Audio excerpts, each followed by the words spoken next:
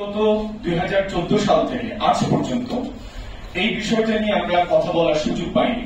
আমরা রিসেন্টলি আরেকটি press conference করেছিলাম, সেখানে আমরা বলেছি অর্থাৎ 2014 সাল থেকে আজকে পর্যন্ত আমরা যে বঞ্চনার শিকার হয়েছি, সেই বঞ্চনার শিকার হওয়াটার বিষয়টা কিন্তু আমরা রাষ্ট্রের কাছে উপস্থাপন করতে পারিনি। যার কারণে যখনই বাংলাদেশে একটি নতুন সরকার এসছে, একটি নতুন প্রজন্ম বাংলাদেশের দায়িত্ব নিয়েছে এবং সবাইকে কথা বলবার সুযোগ দিয়েছে, সেই কারণে গত 7 বছর ধরে পুঞ্জীবিত যে একটা ক্ষোভ, আমাদের রাষ্ট্রের প্রতি যে একটা অধিকার, সেই অধিকারটা আমরা না পাওয়ার পরেও আমরা বুকের ভেতর পুষিয়ে রেখেছিলাম, অপেক্ষা করেছিলাম একদিন আমরা সময় পাবো।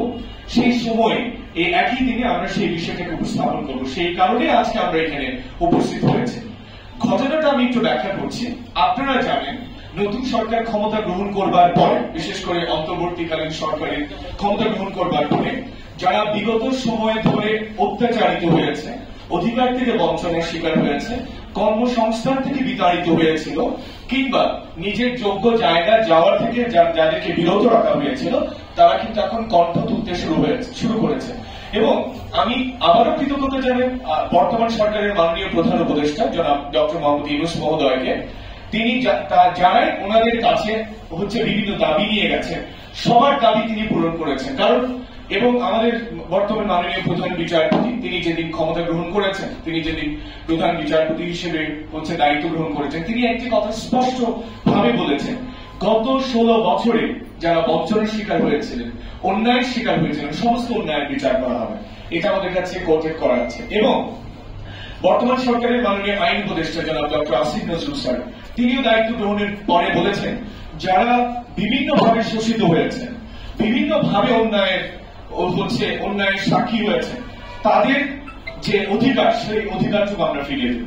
সেই অধিকার ফিরিয়ে নেওয়ার জন্যই আজকে আমরা রাষ্ট্রীয় গণমাধ্যমের সামনে আমরা শিক্ষিত তরুণ সমাজ রাস্তা অবরোধ না করে, ভাঙচুর না করে, যমুনার সামনে গিয়ে ব্লকেট না করে, কিংবা সচিবালয় ঘেরাও না করে আমরা শান্তিপূর্ণ একটি সংবাদ সম্মেলনের জন্য আসছি। এবং এই ক্ষেত্রে রাষ্ট্রের কাছে আমাদের একটাই দাবি, যে যত ধরনের অনিয়মের কথা আমরা রিসেন্টলি শুনতে পাচ্ছি, তার মধ্যে আমাদের সাথে যে অনিয়মটা হয়েছে সেটি শুধুমাত্র একটা ক্ষেত্রেই, এবং সেটা হচ্ছে ব্যাংকিং সেক্টরে।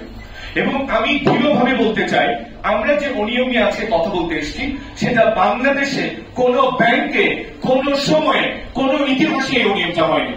এবং বাংলাদেশের প্রত্যেকটা ব্যাংকিং এর রিক্রুটমেন্টের ক্ষেত্রে প্রত্যেকটা রিক্রুটমেন্টের সাথে প্যানেল থেকে নিয়োগ দেওয়া হয়েছে। শুধুমাত্র আমাদের এই ব্যাচটা, 14-15 সালের ব্যাচটাই বাংলাদেশের ইতিহাসে ন্যাক্কারজনক ভাবে অন্যায়ের শিকার হয়েছে। এবং সেটি কতটুকু দুষ্কৃতিকারীদের হাতে পড়লে এমনটা হয়, আমি আপনাদের আজকে লিখিত প্রুভেন ডকুমেন্টস দিয়ে দেবো। যেটি তৎকালীন সরকারের অর্থমন্ত্রী, তিনি আমাদের অর্থ এবং ব্যাংক এবং আর্থিক প্রতিষ্ঠান বিভাগ থেকে একটি চিঠি, সামান্য একটা চিঠি জারি করার মাধ্যমে তিনি আমাদের অনেকগুলো মানুষের জীবনের জীবিকাকে বঞ্চিত করে দিয়েছেন। এবং তিনি সেখানে উল্লেখ করেছিলেন যে আমাদের 3 বছর হয়ে গেছে। আমার কাছে একটি স্পষ্ট দলিল আছে, যে দলিলটা আমি আপনাদেরকে অবশ্যই সরবরাহ করব, যে তিনি যে চিঠিটা দিয়েছিলেন, সেই চিঠির মধ্যে লিখেছেন যে 3 বছর অতিক্রান্ত হওয়ার কারণে আমরা সোনালী ব্যাংকের প্যানেল থেকে নতুন করে নিয়োগ দিব না। এই চিঠিটা এখানে আছে। এবং এখানে স্পষ্টত আমি আপনাদেরকে আরেকটি কাগজ সাংবাদিক বন্ধুদের দিব, একজন রাষ্ট্রের মন্ত্রী কিভাবে দিনের আলোকে এভাবে মিথ্যাচার করতে পারে। আমরা তরুণ প্রজন্ম বিশ্ববিদ্যালয় থেকে বের হয়ে, আমার সেটা আসলে আমার বোধগম্য নয়। এই যে দেখেন, সোনালী ব্যাংকের কমপ্লিট যে রিক্রুটমেন্ট পেপারটা আছে, সেখানে আমাদের এই যে বিজ্ঞপ্তি, সেটা হয়েছিল 2014 সালে। সোনালী ব্যাংকের সিনিয়র অফিসার এবং অফিসের ক্যাশিয়ার এই যে পরীক্ষা, সেটা শেষ হয়েছে 2015 সালের 21 জুন। এবং মন্ত্রণালয় থেকে, তৎকালীন অর্থ মন্ত্রণালয়ের ব্যাংক ও আর্থিক প্রতিষ্ঠান বিভাগ থেকে যে চিঠিটা জারি করে আমাদের একটা নিবন্ধিত প্যানেলকে বন্ধ করে দেওয়া হচ্ছে, যে প্যানেল থেকে আমাদের নিয়োগ দেওয়ার কথা, আমরা কিছুদিন পরে নিয়োগ পাবো। সেই চিঠিতে উল্লেখ করা হয়েছে যে 2015 সাল থেকে 10 ফেব্রুয়ারি 2016 সাল পর্যন্ত 3 বছর আমি জানি আমি ম্যাথমেটিক্যালি এত ভালো নই, আমি ম্যাথের স্টুডেন্ট নই, বাট এখানে যারা গণিতের ছাত্র আছেন আমাকে একটু বুঝাবেন যে 22 জুন 2015 সাল থেকে যে 10 ফেব্রুয়ারি 2016 সাল পর্যন্ত কিভাবে মাননীয় তৎকালীন অর্থমন্ত্রী জনাব আবুল মাল আব্দুল মুহিত আপনি 3 বছর হিসাব করে আমাদের এতগুলো পরিবারকে পথে বসিয়ে দিয়েছিলেন। আমি আপনার কাছে জবাব চাই। আমি দেশের একজন সচেতন নাগরিক হিসেবে, বিশ্ববিদ্যালয়ের একজন প্রাক্তন ছাত্র হিসেবে, একজন পাবলিক বিশ্ববিদ্যালয়ের ছাত্র হিসেবে আপনার কাছে আমি জবাব চাই যে 21 জুন 2015 থেকে 10 ফেব্রুয়ারি 2016 এই সময়টাকে আপনি কিভাবে 3 বছর বলে আপনি ব্যাংক এবং আর্থিক প্রতিষ্ঠান বিভাগ থেকে আপনার চাকরিতে চিঠি দিয়েছিলেন। আমরা আপনার কাছে জবাব চাই। আমি জানি না আপনি এখন কোথায় আছেন, তবে আপনাকে আমাদেরকে জবাব দিতে হবে। আমরা জানি আপনি আমাদেরকে জবাব দিতে পারবেন না, সেই সুযোগটুকু আপনারা রাখেননি, সেই সময়টুকু আপনারা রেখে যাননি। তবে আমরা বর্তমান কালের যে অন্তর্বর্তীকালীন সরকার আছে, মাননীয় প্রধান উপদেষ্টা মহোদয়, মাননীয় আইন উপদেষ্টা মহোদয়, এবং specially I would like to draw attention from the advisor of the finance ministry, এবং আমি বিশেষ করে অর্থ মন্ত্রণালয়ের মাননীয় উপদেষ্টা মহোদয়ের দৃষ্টি আকর্ষণ করছি। আপনি একটু আমাদের সাথে বসেন, দেখেন কিভাবে জলজ্যান্ত দেশের সর্বোচ্চ শিক্ষিত মানুষ যারা 1 মাস পরে ব্যাংকে জয়েন করার কথা ছিল, 1271 জনের প্যানেল, সেই প্যানেলকে একটি রাষ্ট্রীয় নীল নকশার মাধ্যমে বন্ধ করে দেওয়া হয়েছিল। মাননীয় অর্থ উপদেষ্টা, আপনি আমাদের সাথে বসেন। এবং আমরা কোনো অন্যায় আবদার করে রাখছি না, আমাদেরকে 6 বছর ধরে বঞ্চিত করে রাখা হয়েছিল। আপনি আমাদের সাথে বসলে বুঝতে পারবেন পৃথিবীর যে মানুষটা পড়াশোনা করেনি তিনিও বলবেন আমাদের সাথে কতটুকু অন্যায় হয়েছে। এবং আই ক্যান চ্যালেঞ্জ, এই ধরনের মিথ্যাচার বাংলাদেশের রাষ্ট্রীয় কাজে কখনো কোনোদিন হয়নি, যেটা 1 বছরকে 3 বছর করে চালিয়ে দিয়ে 1271 জনের পরিবারকে নষ্ট করে দেওয়া, রাস্তায় বসে দেওয়া, সেই পরিবারগুলো আজকে আপনাদের সামনে হাজির হয়েছে। এবং মাননীয় সাংবাদিক বন্ধুগণ, আমার সাংবাদিক সহকর্মীগণ, আপনারা জানেন এখানে যারা বসে আছে সবাই বাংলাদেশের প্রথম সারির বিশ্ববিদ্যালয় থেকে পাশ করে বসে আছে, এবং সবাই কিন্তু পাবলিক প্রাইভেট বিশ্ববিদ্যালয় থেকে প্রথম শ্রেণীর নাগরিকত্ব নিয়ে, প্রথম শ্রেণীর ডিগ্রি নিয়ে এখানে বসে আছে, কিন্তু তারা এখনো বেকার। তাদের একটি নিশ্চিত কর্মসংস্থান হবার পথে অন্তরায় সৃষ্টি করেছিল তৎকালীন যে সরকারের মাননীয় মন্ত্রী এবং মাননীয় অর্থ সচিব মহোদয়। আমরা আমাদের আজকের সাংবাদিক বন্ধুগণের কাছে বিনীতভাবে অনুরোধ করতে চাই, আমরা বিগত 28 তারিখে একটি সংবাদ সম্মেলন করেছি, কিন্তু দুর্ভাগ্যবশত জনবশত আমরা সেখানে মেইনস্ট্রিম মিডিয়াগুলোকে পাইনি। আমরা দমে যাবার নয়, আমাদের অনেক সংগ্রামী বন্ধুগণ বলেছিলেন আমরা যমুনাতে মাননীয় প্রধান উপদেষ্টার বাসভবনের সামনে গিয়ে আমরা অবরোধ করব। আমরা বলেছি, আমি বলেছি আমরা সেটা করতে পারবো না। দেশের সর্বোচ্চ শিক্ষিত নাগরিক হয়ে আমরা কখনই রাষ্ট্রের মধ্যে বিশৃঙ্খলা সৃষ্টি করবার পক্ষপাতী নই। আমরা সচিবালয়ে গিয়েও নিয়মতান্ত্রিক ভাবে আমাদের মাননীয় উপদেষ্টা মহোদয়দের সাথে আমরা দেখা করতে চাই, এবং একজন অশিক্ষিত মানুষকেও যদি আমাদের এই বিষয়গুলো বুঝানো হয় তিনি বুঝবেন, তিনি বলবেন কতটুকু অন্যায় আমাদের সাথে হয়েছে। 1271 জনের রাষ্ট্রীয় স্বীকৃত প্যানেল, যেটি 438তম বোর্ড রেজুলেশনে পাস করা হয়েছিল, সেই বোর্ড রেজুলেশনের পেপার আমাদের কাছে আছে, এবং সেই বোর্ড রেজুলেশনে 438তম সভা, সোনালী ব্যাংকের কেন্দ্রীয় পর্ষদের সভা, সেখানে আমাদের প্যানেল থেকে 1271 জনের একটা লিস্ট ফাইনালি ওনারা সার্কুলার করেছিলেন, অর্থাৎ প্রথমবার নিয়োগের পরে দ্বিতীয়বার আমরা নিয়োগ পেতে যাচ্ছি। সেই সময় ব্যাংক এবং আর্থিক প্রতিষ্ঠান বিভাগ থেকে একটি চিঠি জারি করে আমাদের সেই নিয়োগকে বন্ধ করে দেওয়া হয়। সংগ্রামী বন্ধুগণ, আমাদের দুঃখের দিন কিন্তু সেখানে শেষ হয়নি, আমাদের নতুন করে যন্ত্রণার দিন সেই দিন থেকে শুরু হয়েছে। কিভাবে একটু ব্যাখ্যা করছি। আপনারা জানেন সংবিধানের একটি ধারা অনুসারে রাষ্ট্রের কোন নাগরিক যদি রাষ্ট্রীয় অধিকার থেকে বঞ্চিত হয় সরাসরি রাষ্ট্রীয় একদম সর্বোচ্চ আদালতের কাছে হচ্ছে তারা আবেদন করতে পারে। সেই ধারা অনুযায়ী আমরা রাষ্ট্রের কাছে সর্বোচ্চ আদালতের কাছে আমরা রিট করেছিলাম, যেটাকে আপনারা জানেন রিট কেন করতে হয়, এবং সেই রিট করে সেখানেও হচ্ছে বাংলাদেশের সর্বোচ্চ আদালত প্রথম দিকে আমাদের পক্ষে রায় দেয় এবং স্পষ্টভাবে ঘোষণা দেয় যে প্যানেল থেকে নিয়োগের কোনো বাধা নেই। কিন্তু ওইখান থেকে আমাদের আরো চরম বঞ্চনার শিকার হতে হয়। তৎকালীন সরকারের অন্যতম প্রভাবশালী রাজনীতিবিদ সাবেক মেয়র যারা ব্যারিস্টার তাপস, আমি শ্রদ্ধার সাথে বলছি, এবং আমি ওনাকে একটা জায়গাতে বলছি, আপনি আমাদের রিজিক নষ্ট করে কি শান্তিটা পেলেন আমরা জানি না। আপনি কত টাকার বিনিময়ে এতগুলো পরিবারকে পথে বসিয়ে দিলেন। তৎকালীন সময় আপনার ক্ষমতা ছিল বলে আপনি ক্ষমতার অপব্যবহার করে রাষ্ট্রপক্ষ নিয়ে আমাদের যেটা অলরেডি সার্কুলেট হয়ে গেছে, যেটা প্রজ্ঞাপন হয়ে গেছে, সেটা আপনি আপনার ফেস ভ্যালু সেই ফেজগুলো ব্যবহার করে অনেক অর্থের বিনিময়ে আপনি আপিল বিভাগ থেকে, সুপ্রিম কোর্টের আপিল বিভাগ থেকে সেই রায়কে আপনি খারিজ করিয়ে দিয়েছিলেন। মাননীয় সাবেক মেয়র জনাব ব্যারিস্টার তাপস, আমরা আপনার তুলনায় কিছুই নয়, আপনি হয়তো ফু দিলে আমরা উড়ে যাবো, কিন্তু একজন রাষ্ট্রের সচেতন নাগরিক হিসেবে আমি আপনার কাছে জিজ্ঞাসা করতে চাই, সাবেক বিশ্ববিদ্যালয়ের ছাত্র হিসেবে, যে আপনি এতগুলো পরিবারকে পথে বসিয়ে আজকে আপনি কোথায় আছেন? আপনি কি স্রষ্টার কাছে এগুলো জবাব দিতে পারবেন? কেন, কি অন্যায় করেছিলাম আমরা? আমরা তো আপনার কাছ থেকে চাকরি চাইনি।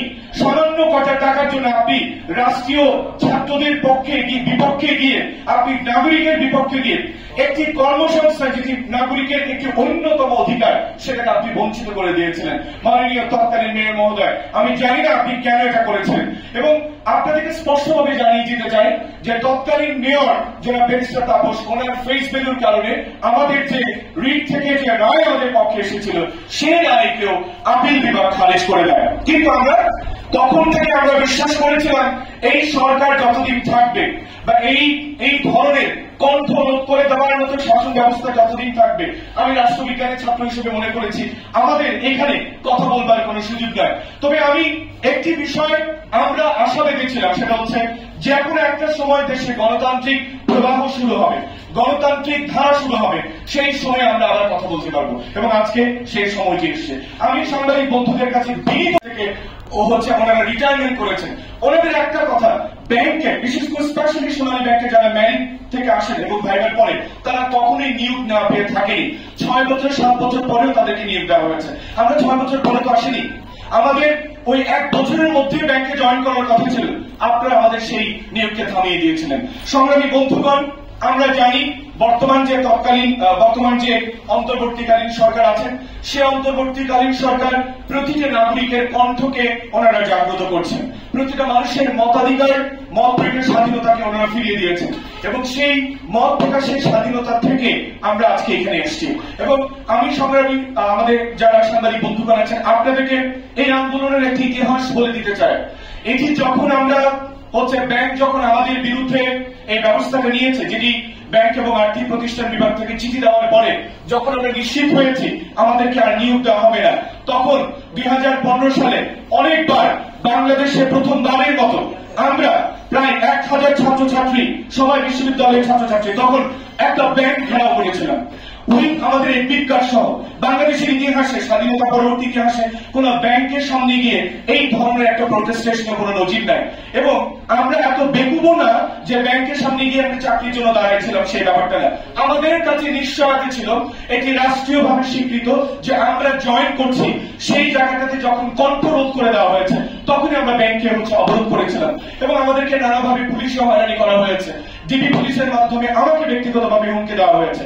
এবং 2015 সালে আমরা সোনালী ব্যাংকের কেন্দ্রীয় ভবন থেকে শুরু করে আমরা হেঁটে হেঁটে প্রায় 1000 আমাদের প্রার্থী নিয়ে যাদের জয়েন করবার কথা ছিল, 2015 সালের কথা বলছি, এই আজকের এই প্রেসটা বহু ইতিহাসের সাক্ষী। এই প্রেস ক্লাবের সামনে আমরা দাঁড়িয়েছিলাম, সেই ছবি আমি সাংবাদিক বন্ধুদেরকে দিব 2015 সালে, এবং তখন আমাদেরকে রাষ্ট্রীয় পুলিশ ব্যবস্থার মাধ্যমে ধাক্কা দিয়ে সেখান থেকে সরিয়ে দেওয়া হয়েছিল।